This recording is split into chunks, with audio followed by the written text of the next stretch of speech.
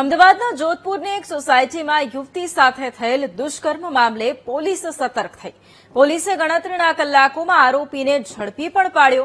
પણ જ્યારે આ જ આરોપીને લઈને પોલીસ જ્યારે રીકન્સ્ટ્રક્શન કરવા પહોંચી ત્યારે આરોપીએ જે કર્યું તેના કારણે હવે તે હોસ્પિટલના બિછાને પડ્યો છે.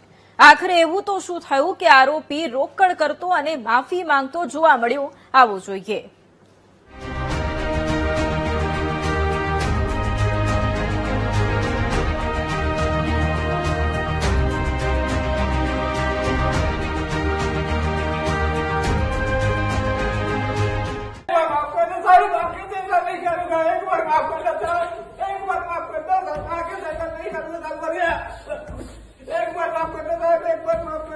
આ શબ્દો છે અમદાવાદના ચર્ચિત જોધપુર દુષ્કર્મ કેસના આરોપી ધર્મસિંહના.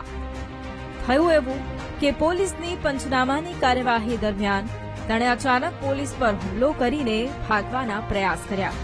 જે બાદ ના છૂટકે સ્વ બચાવમાં પોલીસે આરોપીના પગમાં ગોળી મારી તેને જમીન પર ઢાળી દીધો. આ ઘટનામાં એક પોલીસકર્મી પણ ઘાયલ થતા તે બંનેને સારવાર આપવામાં આવી રહી છે. સારવાર દરમિયાન આરોપી રોકડ કરતો હતો અને પોતાની ભૂલ અંગે માફી માંગતો હતો.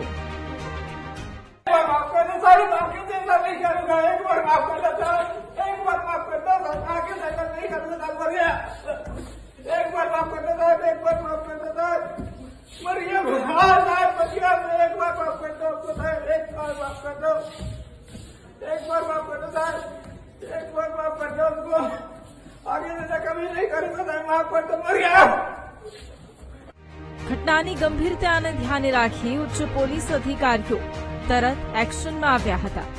જેસીપી અને ડીસીપી સહિતના અધિકારીઓ ઘટના સ્થળ અને સિવિલ દોડી ગયા હતા. ઝોન 7 ડીસીપી શિવમ વર્માએ સ્પષ્ટ કર્યું છે કે ફરજમાં રૂકાવટ અને પોલીસ પર હુમલો કરવા બદલ આરોપી ધર્મસિંહ સામે બોડકદેવ પોલીસ સ્ટેશનમાં વધુ એક નવો ગુનો દાખલ કરવામાં આવ્યો છે.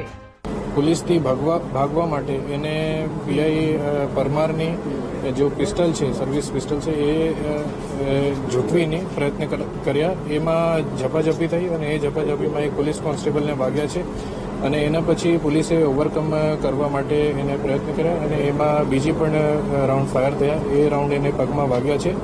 પોલીસ કોન્સ્ટેબલ અત્યારે સ્ટેબલ છે અને જો આરોપી છે એની પર સારવાર ચાલુ છે અને એ પછી બોડકદેવ પોલીસ સ્ટેશનમાં 308 અટેમ્પ્ટ ટુ કલ્પેબલ હોમિસાઇડની આગળની એફઆઈઆરની કામગીરી અત્યારે ચાલુ છે. ઉલ્લેખનીય છે કે અમદાવાદના જોધપુર ગામની એક સોસાયટીના ફ્લેટમાં પીજીમાં રહેતી એક યુવતીને જ્યારે તે ધાબા પર હતી તે દરમિયાન 8 ઓગસ્ટના રોજ આરોપી ધર્મસિંહે યુવતીના ગળાના ભાગમાં વાયર નાખી યુવતીને નીચે પાડી ગળું દબાવી દીધું અને વાયર ગળામાં જ ભરાવી રાખી દુષ્કર્મ આચર્યું. રાત્રે લગભગ 10:20ની આસપાસ ધર્મસિંહ ધાબા પરથી ઉતરીને ત્યારે યુવતીનો ફોન પણ સાથે લઈ લીધો હતો. જઘન્ય ઘટનાના પોલીસ ફરિયાદ નોંધાતા જ ત્યારબાદ પોલીસે તુરંત જ કાર્યવાહી કરીને આખી રાત 10થી વધુ ટીમો બનાવી સવારે 7:30 વાગ્યે હેબતપુર પાસેથી આરોપી ધર્મસિંહને ઝડપી પાડ્યો હતો. કેમેરામેન રાજુ ગઢવી સાથે પાર્થ જાની, VTV ન્યૂઝ, અમદાવાદ.